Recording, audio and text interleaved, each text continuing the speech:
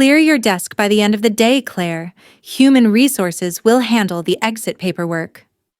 I stared at the words on my computer screen, the text blurring as I read it again. After 5 years of building Summit Edge Logistics' most successful regional team, this is how it ended. An impersonal email. No conversation, no warning. 3 days. That's all I had taken. 3 approved days to bury my father. And now I was fired. We need people who prioritize their work, the email continued, as if attending my dad's funeral had been an optional brunch I chose over budget reports. I leaned back in my chair. The Boise skyline outside was just beginning to glow with morning light. The office was still quiet, just the occasional hum from the HVAC system and the chirp of an early email. I had come in early, eager to catch up on work after being gone. My name is Claire Maddox, and until exactly 2 minutes ago, I was the Regional Logistics Team Lead for the Mountain Northwest Division at Summit Edge. I'm 34 years old, and, until this morning, I thought I had a future here. I looked around my desk. The cactus my team gave me last Christmas, the framed picture of all of us at last year's retreat in Park City, the handwritten card from Maya thanking me for helping her land her first promotion. 5 years of loyalty, results, and leadership, reduced to a few objects that could fit into a single cardboard box. Attached to the email was a formal termination notice, signed by Victor Langston, my direct supervisor, the same man who had personally approved my bereavement leave the week before. Failure to maintain adequate presence during critical operational periods. It read, apparently, my father's passing was one of those critical periods. I didn't cry. I didn't slam my fists or scream. Instead, I pulled out my phone, took a photo of the email, and forwarded it to my personal account. Then I shut my laptop, stood up, and methodically began packing my things. By the time the office began to stir with the slow arrival of early staff, half my desk was already cleared.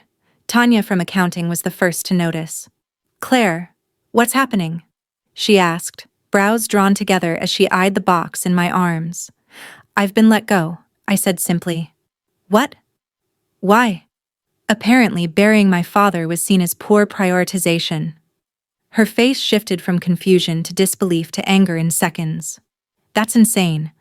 Did you talk to Sandra about this? She'd never... I'm not fighting it, I said, wrapping my cactus in bubble wrap, but I'm not going to forget it either. As I packed, my team began arriving one by one. Riley, always the first of my direct reports to check in, saw the box and froze. What the hell is going on? Victor fired me. Technically, the email did, I replied. You're kidding. Nope. But we just closed the Monroe merger. Logistics are up nearly 20% this quarter, because of you. Apparently, that wasn't enough. By 9:30 a.m., all 7 of my core team members had gathered near my desk. Elise was tearing up. Noah looked like he wanted to punch a hole in the wall. Maya, Autumn, Kira, and Tessa stood in silent disbelief, while Riley paced with frustration. You can't leave, Elise finally blurted. The Wilson renewal's next week. Nobody else knows your analysis system. I taped my box shut. Victor should have thought about that before letting me go for attending a funeral. There was a beat of silence. Then, I need everyone back at their desks, came a cold voice behind me. Victor Langston. Arms crossed, expression unreadable. We have deliverables to meet, he added. No one moved. He stepped closer, voice slightly louder. Now. Reluctantly, they returned to their workstations, each giving me one last glance before walking away. Victor approached, voice low. This could have been handled more discreetly if you'd waited until the end of the day. I met his gaze without blinking.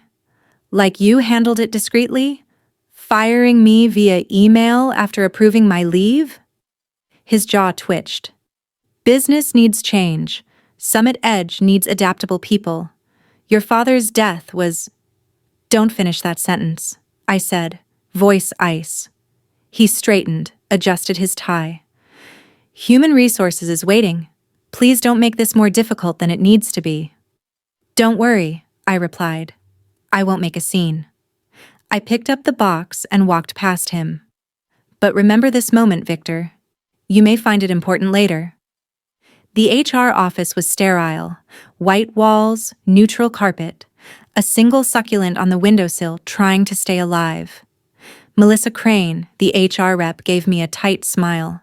Claire, I'm sorry. Really, I heard what happened. Thank you, I said. She slid a few documents across the table. Standard separation, 2 weeks severance, a non-disparagement clause, and a reminder about your non-compete. I scanned the pages. Is there anything I should know about why this happened? Melissa looked conflicted. Off the record? It doesn't feel right. This was rushed. I slid my phone across the table, the email open. She read the screen, her brows rising. This is all they sent you? No performance plan, no verbal warnings.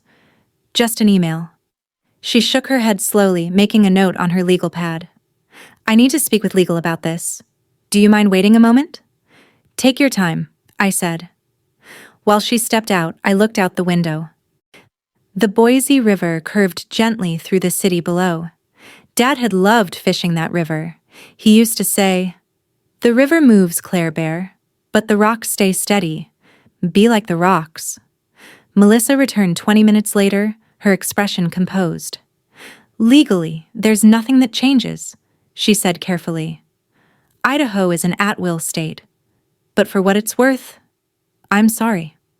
I understand, I said, signing the papers without emotion. Summit Edge can do what it wants, and so can I. Melissa hesitated. Off the record again? This isn't right. If you pursue action, I won't, I said, standing. But thank you. As I walked through the open-floor office one final time, heads turned. Eyes followed me, some curious, some sympathetic, many shocked. My team watched in stunned silence. I gave them a small, reassuring smile, my last act as their leader. Outside, the air was warm for late September. I placed the box in my trunk, climbed into my car, and just sat, letting it all catch up. Then my phone buzzed, and buzzed again. Riley. This is unbelievable. What can we do? Elise. Are you okay? Can we meet up later? Noah. Victor's a coward. We're all furious. More messages rolled in. Support, outrage, loyalty. These weren't just co-workers. They were my people. I started the car, and with my father's words echoing in my mind, a plan began to form. I wouldn't fight Summit Edge. I wouldn't sue. I'd be the rock in the river. And let the current take care of the rest. The messages from my team kept coming all day. Maya. This is insane. Are you really gone? Kira. Dan. Victor is already panicking. Autumn. We're behind schedule on Henderson. Nobody knows where anything is. By late afternoon, I stopped checking my phone and went for a walk. The Boise River Trail was nearly empty. Just me, the winding path, and the sound of water rushing over rocks. My father loved this place. It was where he taught me to cast a line, where he shared his quiet, steady wisdom. Let the river do what it does, he'd say. Just hold your ground. Now I finally understood what he meant. When I got back home, I saw a missed call from an out-of-state number. Voicemail. I hit play. Claire, it's Grant Colton. Hope I'm not catching you at a bad time. Word's gotten around about what happened at Summit Edge. I wanted to talk. Grant Colton, CEO of Vertex Transport Systems, Summit Edge's largest and fastest-growing competitor. We'd met at a logistics summit last year and hit it off in a panel discussion about efficiency modeling. He'd reached out a few times since, trying to recruit me, but I'd stayed loyal to Summit Edge. Now I had nothing left to be loyal to. I called him back the next morning. Claire, he said warmly. Glad you returned my call, though I wish it were under better circumstances. Word really travels fast in this industry, I replied. It does when a top-performing team lead gets fired after bereavement leave. People talk. I hesitated for a moment. What exactly did you hear? That Summit Edge let go of their best logistics lead for absence during a critical period. And that the absence was your father's funeral. He paused. That true? It is. Then let me be blunt, Grant said. I want you on my team. Vertex is expanding our Pacific Northwest division. I need someone who can build and lead a team. That someone is you. My breath caught for just a moment. I'd been expecting a conversation, not an offer. Division director? I asked carefully.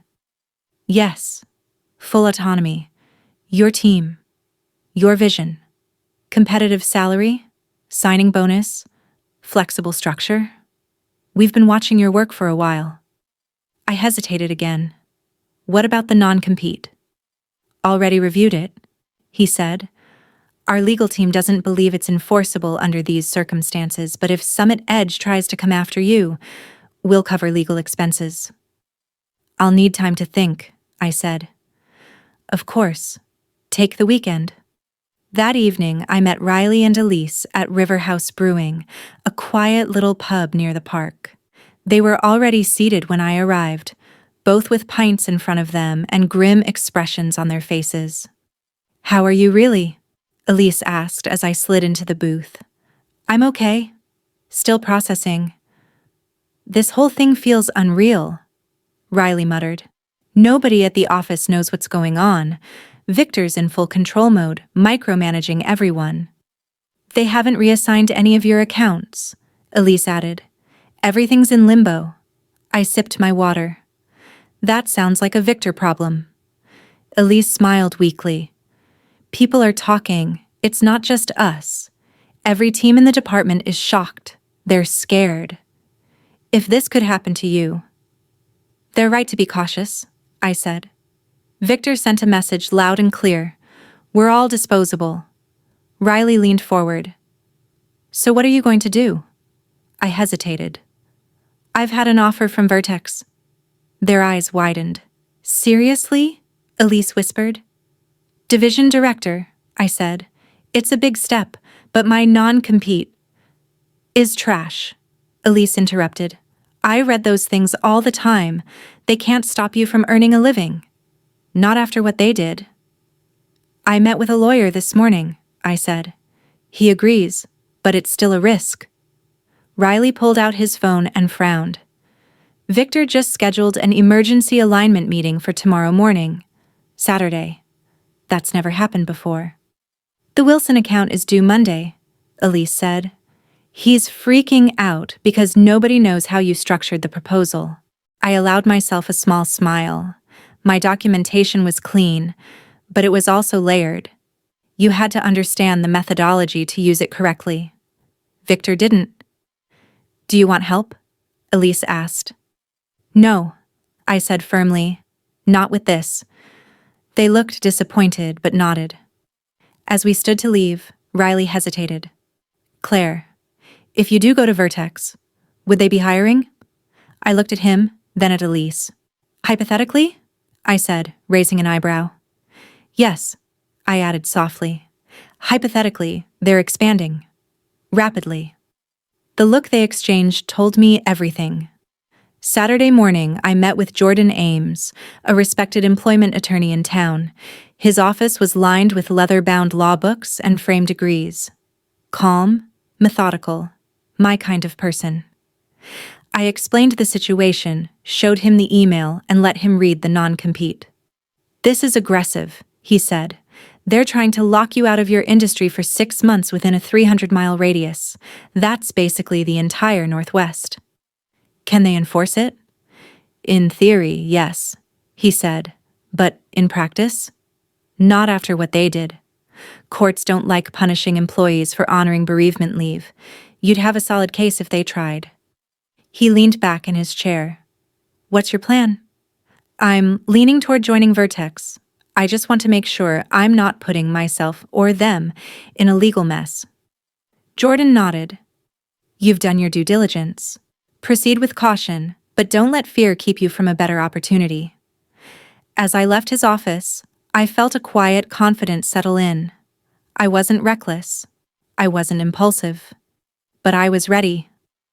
By Sunday night, my inbox was overflowing. Maya. Victor's meltdown was epic, files everywhere. Nobody knows who's handling Henderson or Tran Global. Noah. He asked me to just figure it out, like I can replace your entire framework with a whiteboard. Autumn. Is it true you got an offer from Vertex? Please say yes. Kira. If you go, I want in. My people were ready to follow, not because they were lost without me, but because they remembered what it felt like to be valued. That night, I stood by my window watching the river glint under the streetlights. The current was rushing. Summit Edge was wobbling. Victor was flailing. But me? I was steady. Like the rocks.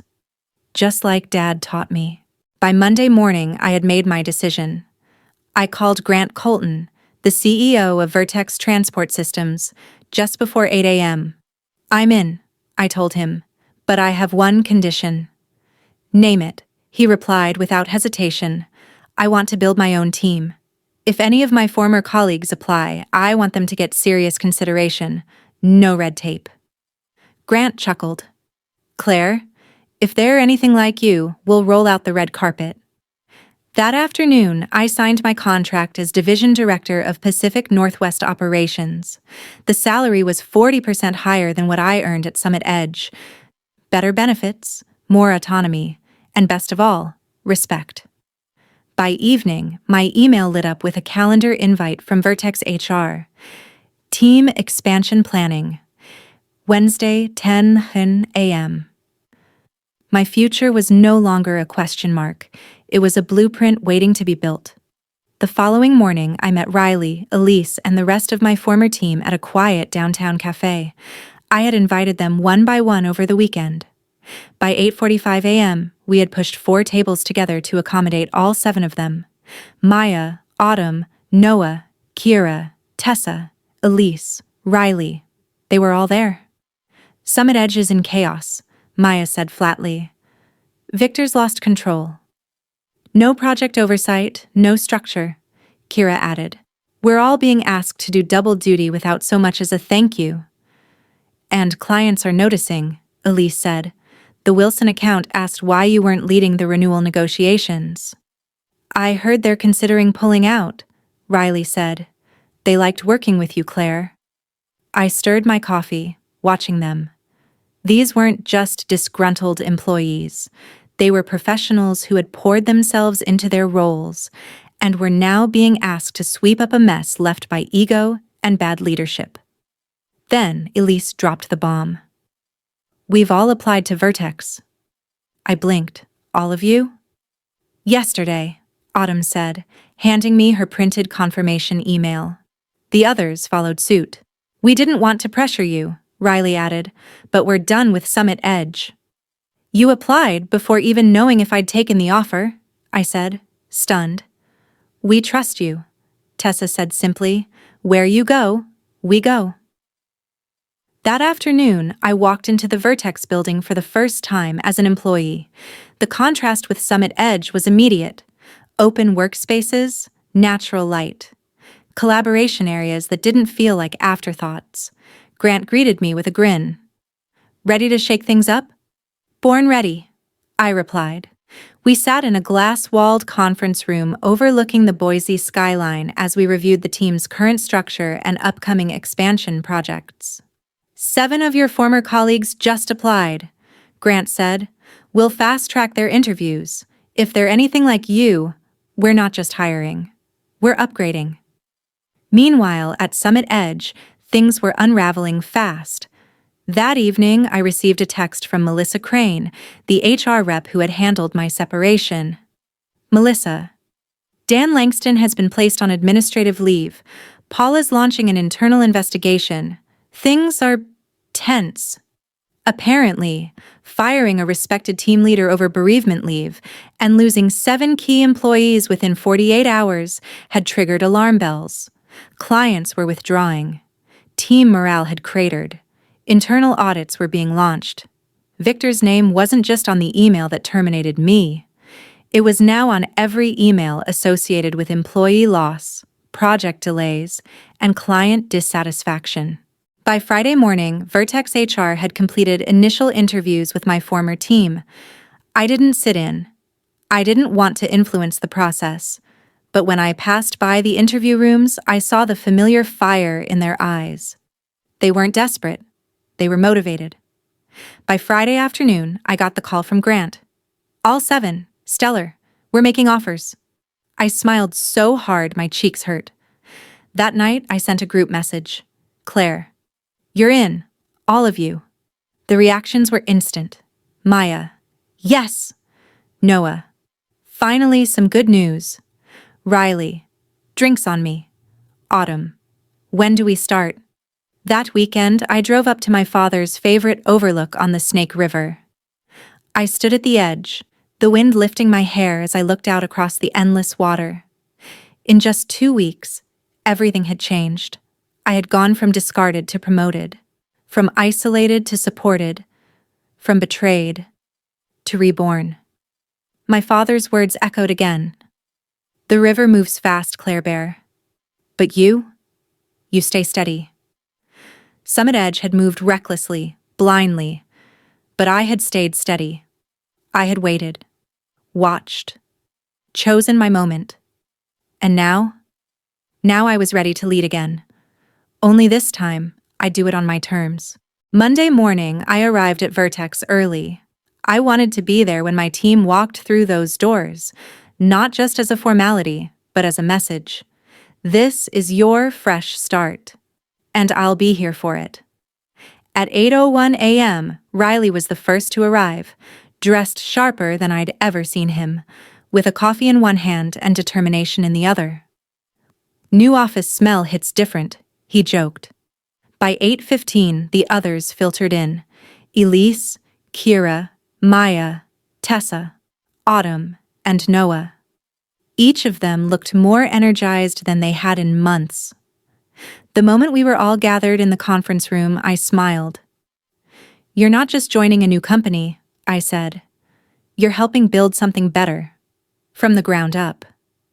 They nodded, serious now. This time, no one gets left behind. No one gets discarded for doing the right thing. And no one will ever be punished for being human. It wasn't a pep talk.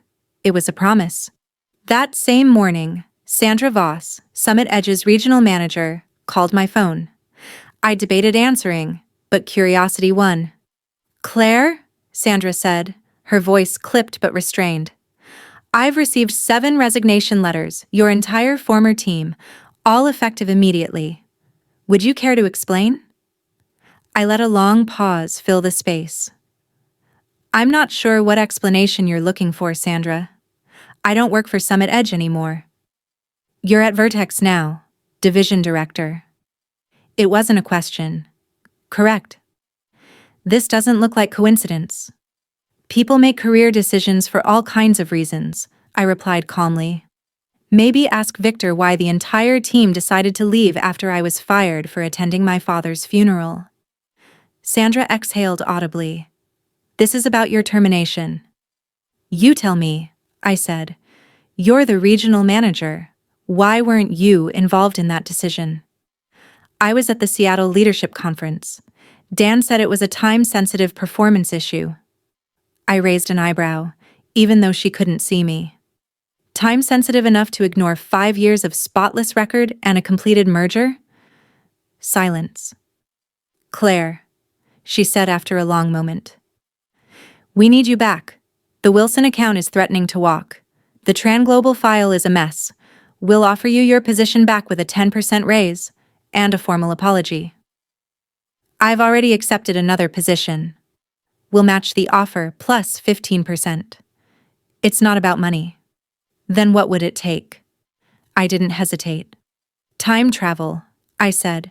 Go back to the week my father died and maybe tell your leadership not to penalize me for grieving. Another silence. Then, a quieter tone. You're really not coming back? I need to go, Sandra. My new team starts onboarding today, and I don't want to be late. She scrambled for one last card. You're non-compete. Feel free to have legal contact my counsel, I said, though they might want to review the email I was fired with first. And with that, I hung up. 2 days later, Melissa Crane, the HR rep who had processed my separation, called me quietly from her personal number. I probably shouldn't be telling you this, she began, but Victor has been placed on administrative leave. I wasn't surprised. After you left, everything crumbled, she said. Paula, Sandra, is launching a full investigation into management practices, especially around time off and bereavement. I'm glad to hear that, I said honestly. The board's involved now. Losing your team hit hard. They're going back through a year's worth of terminations. Good. By the end of the week, all 7 of my former team members had officially joined Vertex. That Friday, we celebrated at a rooftop bar overlooking the city. The sun was just beginning to set, casting gold across the skyline. To new beginnings, Elise toasted. To Claire, Riley added, who reminded us what leadership should look like. I raised my glass with them, not as their boss, but as someone who had fought to give them a future worth staying for. The following Monday, I received a registered letter, a formal settlement offer from Summit Edge, an acknowledgement of wrongful termination, a payout to avoid litigation. I accepted, not for the money, but for the documentation. The same day, the Wilson account officially signed with Vertex, citing trust in the team as their primary reason. 3 months later, I stood at the front of Vertex's largest conference room, presenting our division's quarterly performance. The numbers spoke for themselves. 30% growth in operational revenue, 4 major client acquisitions, 3 of them former Summit Edge accounts, 22% improvement in cost efficiency, highest employee satisfaction score in the company. After the presentation, Grant pulled me aside. You've built something incredible, he said. You're not just leading, you're setting the bar. It's all thanks to the team, I said. He smiled. Good leaders always say that. But not all leaders mean it. Back in my office, I found my team waiting with a cake. What's this for? I asked. It's been 3 months since we all jumped ship, Noah said. We're calling it our Independence Day. I laughed as Maya cut slices. You're all ridiculous. Maybe, Riley said, but we're also finally happy, and that's thanks to you. I looked at the team, flourishing, motivated, and respected. Each of them had grown into their roles in ways I always knew they could. Just then, my phone buzzed with a news alert. Summit Edge announces restructuring following client departures. I turned the screen toward the group. They lost Hernandez last week, Kira said, biting into her cake. That's 20% of their Pacific Northwest revenue. And Victor? I asked. Cleaned out his desk on Friday, Tessa replied. He's gone. I didn't feel joy, but I did feel justice. Summit Edge hadn't collapsed because we left. It collapsed because it built a culture that discarded the people who built it. I raised my glass again. To Summit Edge, I said softly. May they finally learn that loyalty isn't just given, it's earned. 3 weeks after the Wilson account signed with Vertex, we secured Tran Global Freight, another Summit Edge client. No pressure tactics, no corporate espionage, just trust, earned the old-fashioned way, through excellence, empathy, and consistency. Word was spreading fast across the logistics industry. Claire Maddox wasn't just back, she was building something better. Each day at Vertex felt like fresh air after 5 years of walking on eggshells. Riley now led internal efficiency projects and had implemented a new scheduling system that cut delivery reroutes by 18%. Elise transformed our client relations model, shifting from automated scripts to personalized outreach, and satisfaction scores soared. Kira streamlined finance protocols, while Maya revamped our project planning tools. Tessa introduced weekly check-ins to boost communication. Noah led inventory analytics. Autumn rebuilt the procurement forecasting process from scratch. They weren't just surviving, they were thriving. And they were finally getting credit for it. A month later, I received a surprise invitation for lunch. Sandra Voss, former Summit Edge regional manager. She had left the company shortly after Victor's departure and was now working as a partner at a management consulting firm focused on organizational culture reform. We met at a quiet cafe near the Boise River. She looked different, less tense, more grounded. "Thank you for meeting with me," she began. "I owe you an apology." "You weren't the one who sent the email," I replied. "No, but I created the environment that allowed it to happen." She stirred her tea, not meeting my eyes. I trusted Victor's judgment blindly, and by the time I realized how broken things were, it was too late. "I appreciate the honesty," I said, "but I've moved on." "I know," Sandra said, "and from what I hear, you've moved up." As we ate, she told me about Summit Edge's final days. After losing Wilson, Tran Global, and Hernandez, the board pulled the plug. Summit Edge was sold to Meridian Shipping for pennies on the dollar. "They bought the client list and the warehouse leases," Sandra said quietly. "The names being dissolved." "What about the staff?" "Most were let go. A few offered positions with Meridian, but morale was already gone." "And Victor?" "Blacklisted," she said. "Nobody wants to touch someone with that reputation." I hadn't gossiped or bragged, but the truth had gotten out, and it had done more than any lawsuit ever could. Sandra asked me a question near the end of lunch. Was it worth it? Walking away quietly instead of fighting?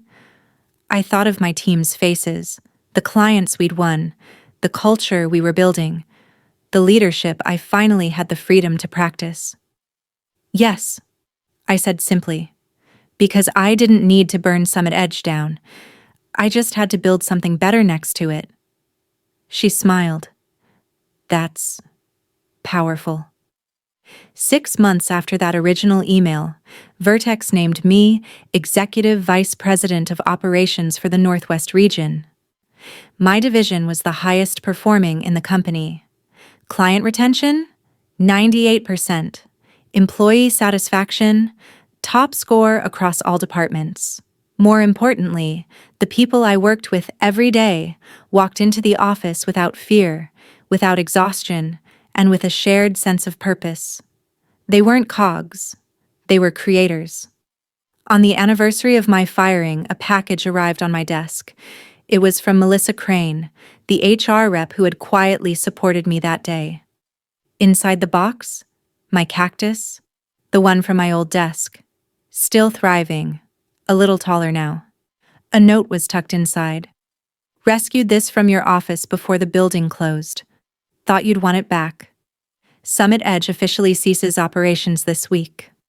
I placed it gently on my new windowsill. Like me, it had survived the storm. That night, I drove to the riverbank where my father and I used to fish. I sat on a rock just like we used to, letting the cool wind brush against my face. So much had changed in a year. I had lost a father. I had lost a job. But in their place, I had found something greater. Purpose, peace, people who believed in me. I looked out over the flowing water. "You were right, Dad," I whispered. "The river moves." But I stayed steady. 12 months. That's how long it had been since I sat alone in an office, reading a cold termination email that would change everything. And now? I was sitting in the executive wing at Vertex's Boise headquarters, Executive Vice President of Northwest Operations, leading a team that had become one of the company's greatest assets. Each of my former Summit Edge colleagues had not only joined Vertex, they had flourished. Riley Marks now managed his own department in operations. Elise Navarro had been featured in a national industry magazine for redefining customer retention strategies. Kira Doyle led the company's financial analytics transformation. Maya Cortez had joined the innovation team. Tessa Lim, Noah Brenner, and Autumn Reyes were all training new hires, shaping the next generation of logistics professionals. And together, we had grown Vertex's regional footprint by 32% in under a year. But it wasn't just about numbers, it was about culture. We had built a workplace where people didn't whisper fears in break rooms, where they celebrated birthdays and recognized grief, where mistakes were coached, not punished, and where no one was afraid to knock on a director's door. That was the real victory. The ripple effects were larger than I imagined. Several of our former clients reached out, asking us to host leadership development seminars. Industry panels invited me to speak on ethical management and crisis recovery. Even other companies in Boise began reevaluating their time off and grievance policies. Ironically, Summit Edge's failure had made the entire sector more human. I received one final call that week, an unexpected number I didn't recognize. "Hi, Claire. This is Barbara Whitmore from the Idaho Business Journal. We'd like to feature you in our next cover story, The Woman Who Turned Loss into Leadership." I almost declined. But then I thought of every woman who had buried a parent, fought through grief, and returned to a workplace that didn't care. Every employee punished for being human. Every team that felt abandoned. This story wasn't just mine. So I said yes. The photo shoot was scheduled on a Friday morning. The photographer asked me to bring something personal to the set. I thought about the cactus, the one Melissa had rescued, the one that had sat on my desk through mergers, 80-hour weeks, and empty performance reviews. And now? It sat in the sunlight beside my window. Still alive. Still growing. I brought it with me. Because it had made it through, too. 2 days later, I received an early copy of the magazine. There I was, standing tall, mid-laugh, cactus in hand. The headline read, "Steady as the River, Claire Maddox's Year of Unshakable Grace." I didn't cry, but I did take a deep breath, and I smiled. That evening, our whole team met at our favorite local spot, the Riverbend Grill, for a casual dinner. Maya raised her glass. "To Claire," she said, "the rock in the river." "No," I said, shaking my head. "To all of us. We didn't just survive. We created something better." The toast echoed around the table. To resilience, to respect, to remembering where we came from and where we're going. On the way home, I stopped by the old Summit Edge building. The lights were out. The lobby dark. The signage had been removed. No name, no legacy, just a shell. But I didn't feel sadness or bitterness, just closure. They had discarded me. They had underestimated us. But in the end, we didn't just walk away. We built something stronger. We reclaimed our worth. And we proved that the greatest revenge is building a workplace so good, your former employer becomes irrelevant. The next morning, I sat by the Boise River once again. Same spot, same current. But this time, I wasn't looking for answers. I was reflecting on a journey that had taken everything from me, and then given me back more than I ever dreamed. "Thanks, Dad," I whispered. I stayed steady, and the river flowed on.